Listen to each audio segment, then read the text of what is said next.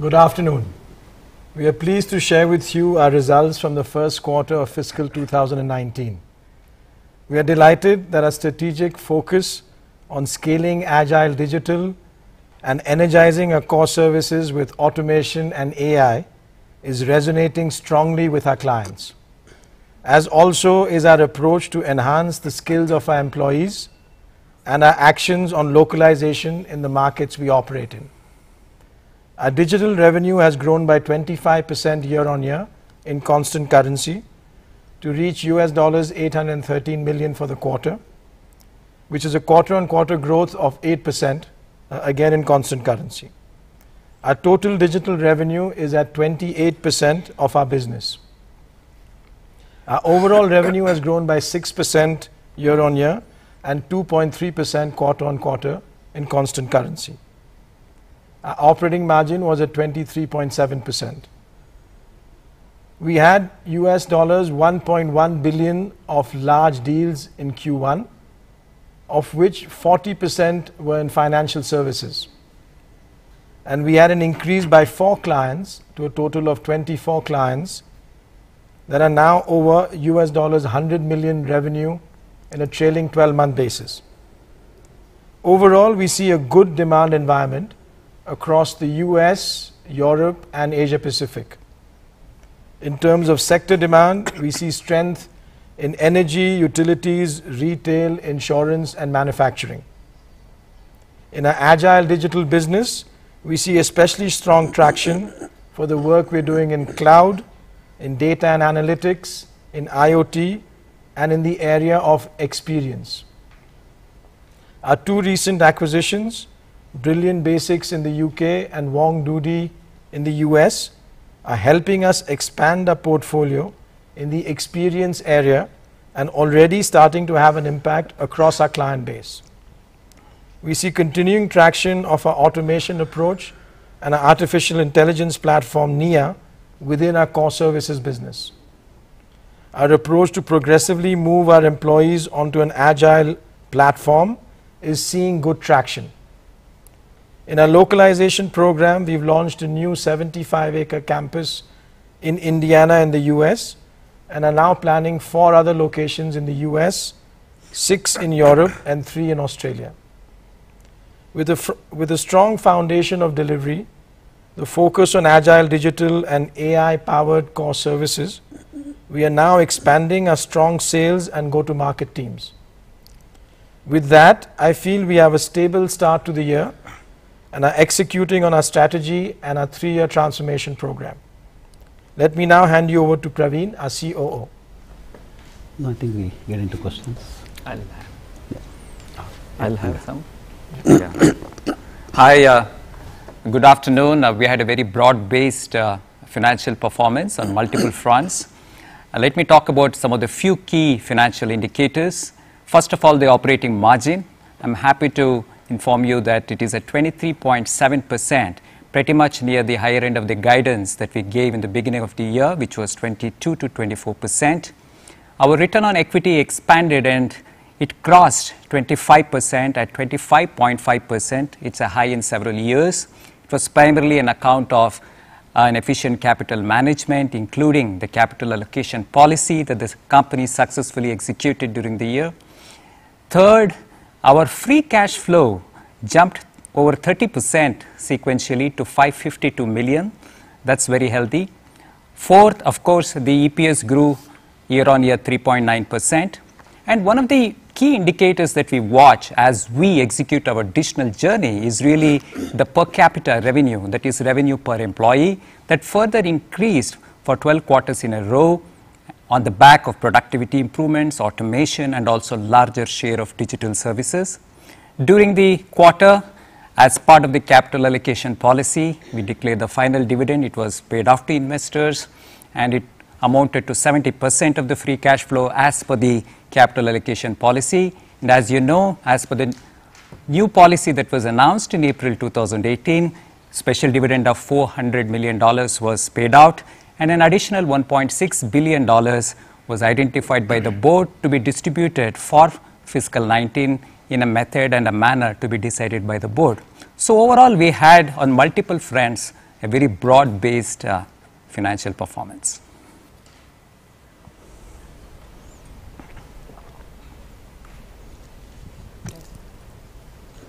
Thank you very much for that. My name is Fatima Karan and I'm from Business Television India. I would like to show off about the fact that I've gotten the luckiest first draw in terms of the questions. Thank you for what you've just told us.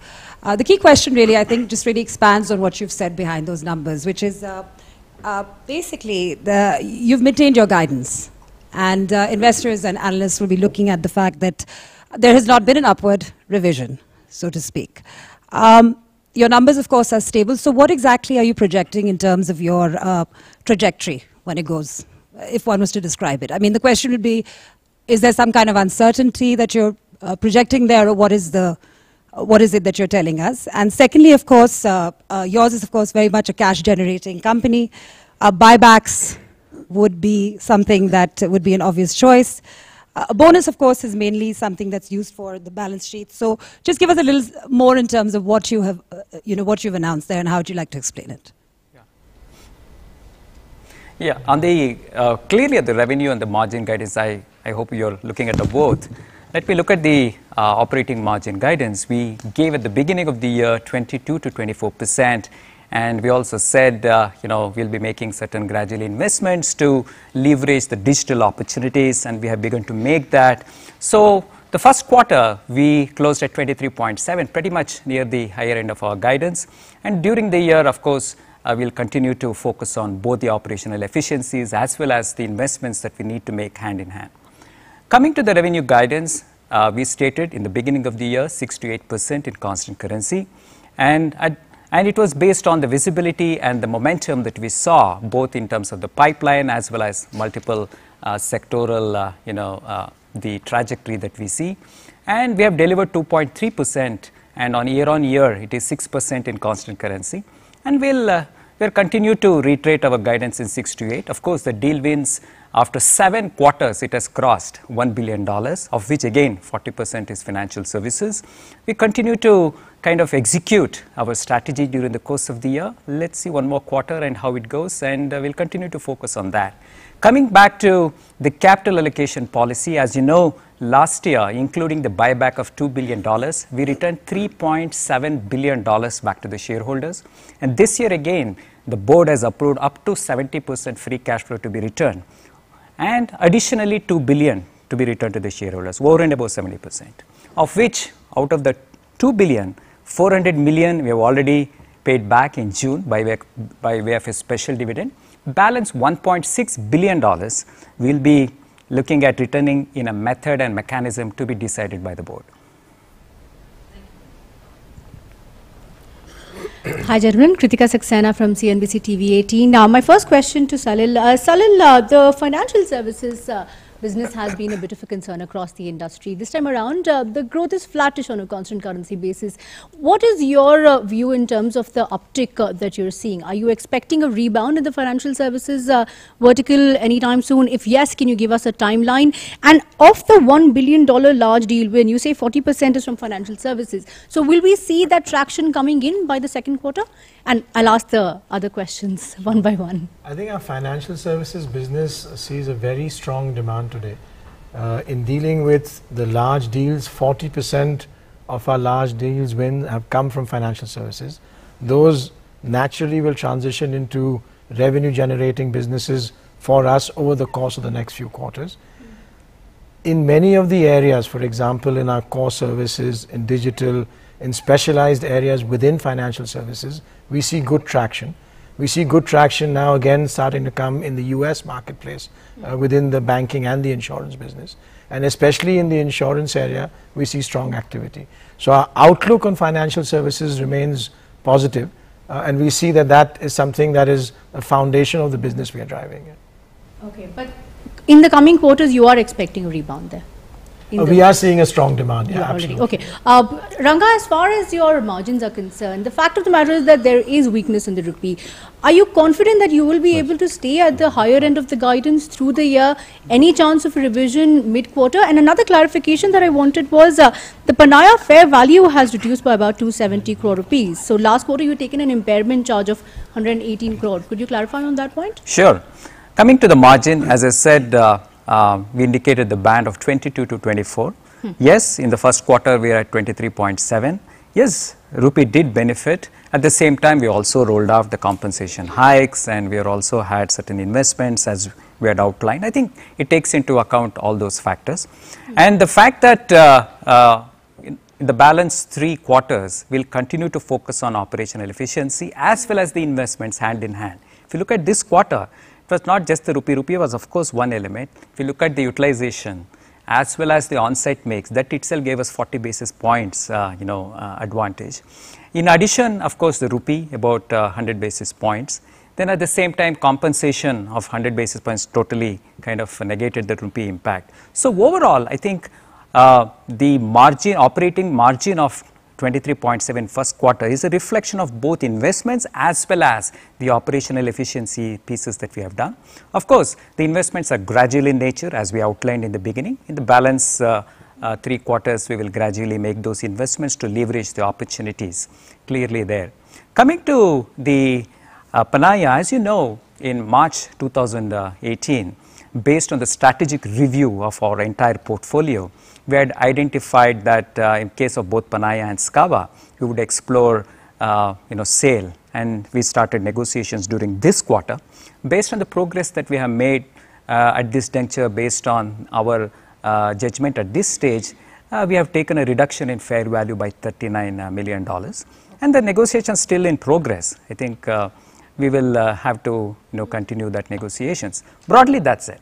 Okay. And the impact on net profit was $39 million on account of Panaya fair value write-down.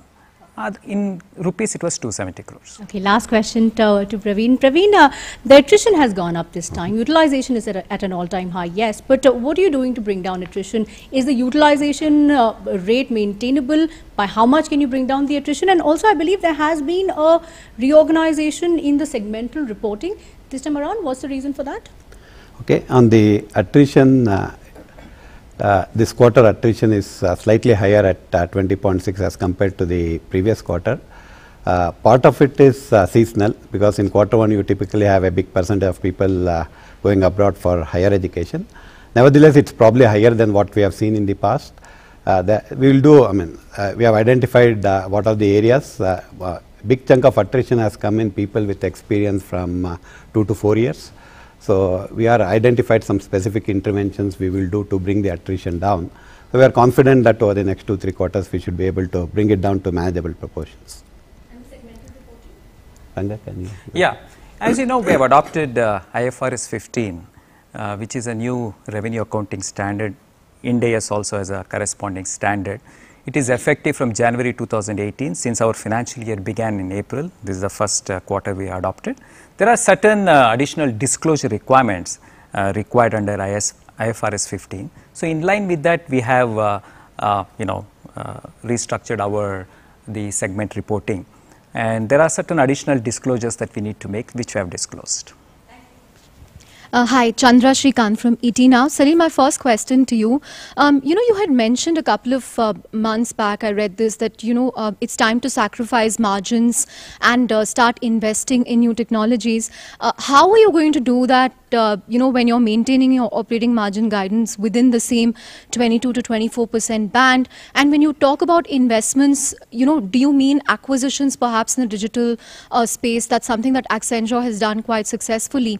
Will we see moves like that, or has the Panaya experience sort of made you a little more cautious when it comes to acquisitions? If you can just clarify on that. Sure. I think our approach is really, as we've seen with our clients, there's a huge shift to what they're doing in the digital space. There, we've been quite careful to identify areas of growth, for example, cloud, data and analytics, user experience, and we see a lot of traction in that. Our approach is really to put focus, attention and investment into those areas and scale them up. So it's not a question of sacrificing margin. Really, we have a strong operating business, and it's more a question of making sure that we build a business for the future. So with the guidance that we shared at the start of the year, we are well within and actually comfortable in that guidance, and that's the approach we've taken to our business. In terms of acquisitions, as you know, we made the acquisition of Wong Doody just a few months ago, and that's an indication that we are actually looking at and quite open to where it makes sense and where it enhances what we do with our clients to look at acquisitions. So that's an ongoing approach for us. Ranga, you know, despite the positive commentary from Salil, why have you sort of stopped short of raising the guidance number? Is it taking into account, you know, risks on the currency front, or do you expect, you know, some pressure in Q2, Q3? And secondly, utilization is at a record high, 85.7. That was your lever for the last many quarters. So what lever is going to make up for this? Is there further headroom? Well, I think as we have been consistently saying, there are multiple aspects to the margin guidance, right? We gave 22 to 24 first quarter. Yes, we are very good at 23.7 in the top quartile, and we have also said that we'll continue to make gradual investments during the quarter, which we had highlighted, whether it is in a US talent model, whether it is in repurposing the talent. Third one is on the digital as well as the sales revitalizations. They are gradual investments. We'll calibrate them, and we continue to make as for their leveraging the digital opportunities. Yes, utilization is high. I think every time, every quarter we say nearly high, it's very little leg room, and again it went up by 1%. But having said that, yes, the runway is limited. I think if you look at the on-site mix, which used to be 30% 1 year ago, is almost down to 28.6%. That is one. Most importantly, we are looking at the productivity-led and the automation-led improvements in certain service lines which are more amenable for automation, which has also helped us in increasing the revenue per employee, right? And if you look at the on-site cost as a percentage of revenue has further come down this quarter, primarily because in the on-site we have looked at a combination of in fixed price projects, optimizing the pyramid structure to some amount of localization and further enhanced productivity in on-site. Because these are the elements which have really helped us in achieving the margin. At the same time, we are comfortable with the guidance, and we'll continue to make investments at the same time, leverage all the levers that we have. Right. Finally, Praveen, you know, you've been talking about this $1 billion target in terms of deal wins, and you know, you finally crossed that number. Is it sustainable? Is this a number that we are going to see in the coming quarters as well, or you know, was there some one-off this quarter that finally helped you cross the $1 billion mark in terms of deal wins? Thank you. No, if you notice, our trajectory, it has been gradually increasing over the last several quarters, and as you said, we are really happy it has crossed that $1 billion mark. The pipeline is very healthy. We still have very large number of deals, but unfortunately, in large deal kind of situations, we have no control over when the deal is likely to close. Sometimes some of the closure will shift from one quarter to the other. Our hope is that we'll continue to maintain this. Is it being driven by the legacy business or the digital? No, almost all the deals that we have won has an element of digital in it, because most of the deals, even if it is from a legacy, it involves modernization and replatforming and so on, migration to cloud, and so there is always a part of digital in increasing part of digital in this large deal wins as well. Good evening, gentlemen. Sajid here from Bloomberg Quint. Salil, you began your commentary by saying you see a good demand environment, and then you came out with a guidance which is 6 to 8% in constant currency terms, which is retaining the same one which you did at the beginning of the year. What are the factors which is preventing you from, you know, upping your guidance, given that you see a robust demand coming in? Secondly, I want your commentary on the financial services sector, how it's been doing. Do you see American BFSI segment going coming back into play? Because we saw that one with one of your competitors, where you know BFSI was doing really well, or they said that it's not green shoots, it's really picking up. And when I see your financial services numbers, because on a quarter-to-quarter basis and on constant currency terms, it has fallen. So, what is that divergence which is coming between you and your competitor? And for Ranga, I will come back to. It's a long list pending. On the demand environment, I think my comment is more in the interactions I'm having with clients, our sales teams are having with clients, how we see the activity, whether it's on agile, digital, on core services. Overall, across geographies and several other sectors, we see a stable to good demand environment. Now, the guidance discussion is a different discussion. I think we have a good start, solid start to the first quarter. As Ranga said, we will now execute on Q2, Q3 and for the full year. And as that progresses and as the demand we see translating into what we can convert, we will see how that plays out. So we don't have any real need to make any adjustments. The comment was more about seeing this from a client perspective. On banking, what's interesting is I was in a client session 2 weeks ago. We were looking at a digital bank for a US client. What we have built for them has been so transformational in how they're approaching their market that you start to see that there is spend coming into that area. I was in another client discussion where they're looking at what Praveen mentioned, the cloud migration and modernization, again with the banking CIO. So when you see that sort of scale activity, whether it's a digital bank creation where our platform is really driving it, Finacle is the prime driver for that across the world, or you see this sort of change from a cloud modernization perspective, that gives us confidence that the environment is solid, our client base is reflecting that, and they see that we have the capability set to drive that. And now we're starting to execute on that. So I have a view that gives me positive feeling about how that sector is going to evolve.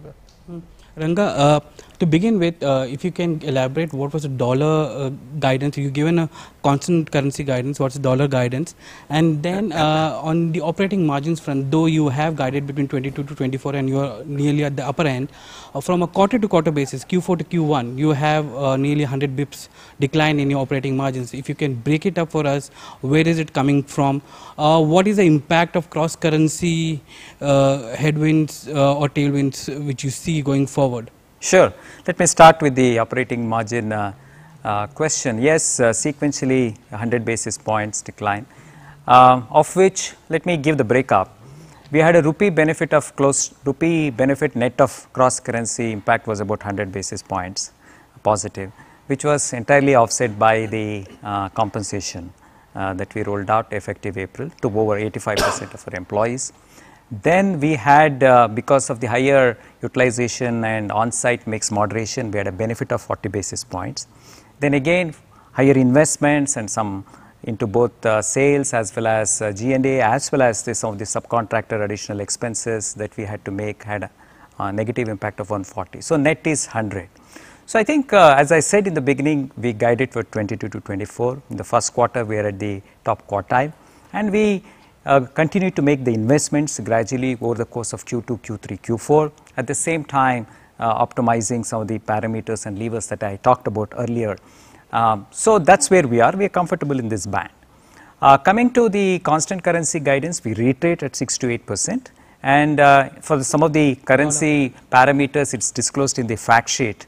I can walk you through after this telecast. Ranga, final one on cash and cash utilization. You've been telling us that you have to spend $1.6 billion or give it back to shareholders. When do we see concrete announcements on that? And for Praveen, what is the kind of guidance you have for employee addition for FY19 going forward? You saw some bit of increase in attrition there. How are you seeing that? So coming back to the 1.6 billion, first of all, let me assure you we are not going to spend 1.6 billion. We are going to return to the shareholders.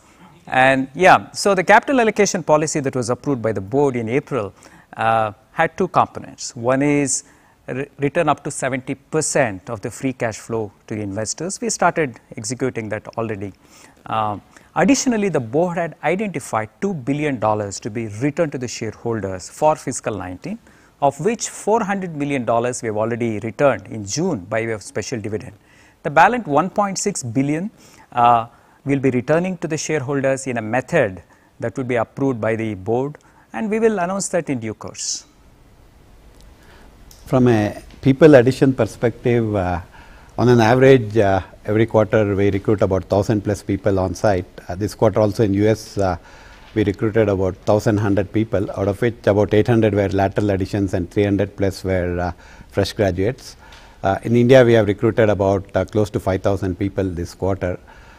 So that trend will continue, and it's a function of demand, utilization as well as the productivity. One clarification, the 1,000 that you mentioned in the US, this is part of the 10,000 target which you have? Yeah, I mean, since we announced that we'll recruit 10,000 people, any local we recruit in US from that date is part of the 10,000 target. Yeah.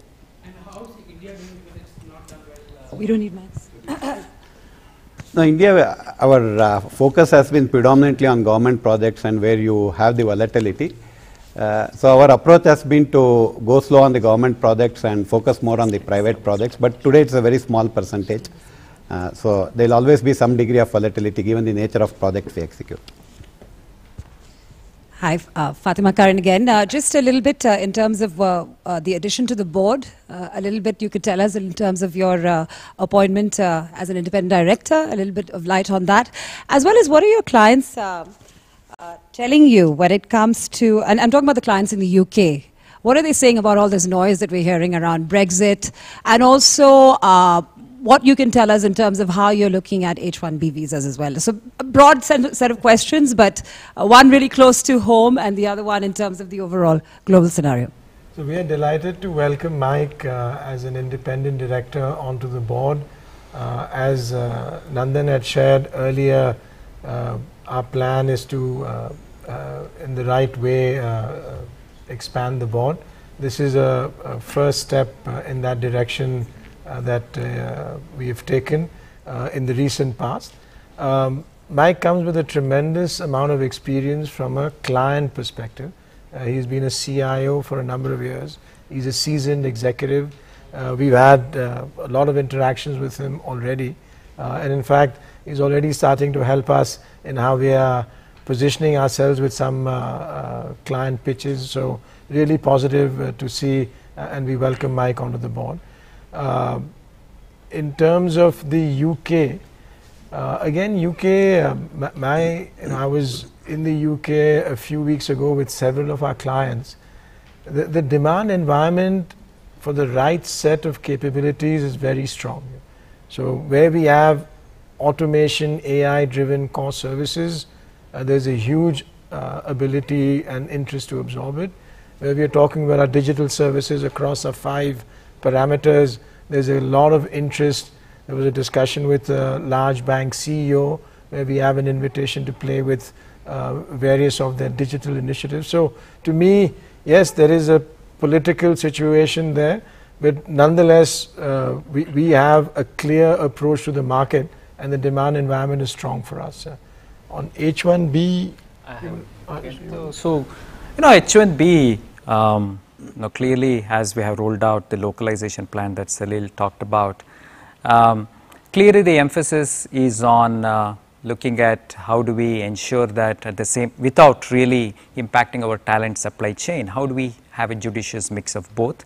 The localization centers and the announcement of 10,000 local hiring is part of that. But at the same time, we will continue to have H1 folks for certain niche skill sets and certain skill sets wherever we need for them to deploy in the project. So we'll have a mix of both local talent as well as the H1.